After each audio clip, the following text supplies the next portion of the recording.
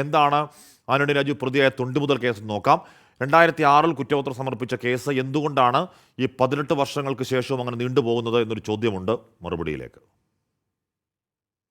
1990 April 4 Thiruvananthapuram വിമാനത്താവളത്തിൽ ലഹരിമരുന്ന് കേസിൽ പിടിയിലായ ഓസ്ട്രേലിയൻ പൗരനെ ശിക്ഷയിൽ നിന്ന് രക്ഷപ്പെടുത്താൻ തൊണ്ടിയായ അടിവസ്ത്രത്തിൽ കൃത്രിമം കാട്ടിയെന്നാണ് കേസ്.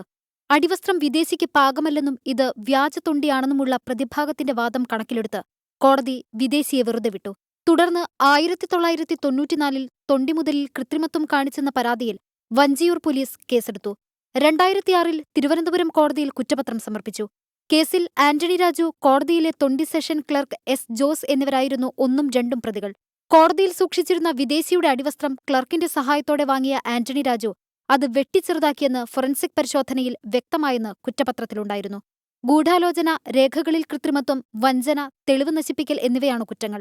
2014 നെടുമങ്ങാട് 1ാം ക്ലാസ് മജിസ്ട്രേറ്റ് കോടതിയിലേക്ക് കേസ് മാറ്റി. അന്നുമുതൽ 22 തവണ കേസ് പരിഗണിച്ചെങ്കിലും പ്രതികൾ ഹാജരാകുകയോ കുറ്റപത്രം വായിച്ചു കേൾപ്പിക്കുകയോ ചെയ്തില്ല.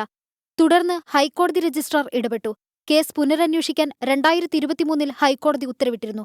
ഹൈക്കോടതി വിധി ചോദ്യം ചെയ്ത് ആന്റണി രാജു ഉൾപ്പെടെ നൽകിയ ഹർജികളാണ് സുപ്രീംകോടതിയുടെ പരിഗണനയിലുള്ളത്.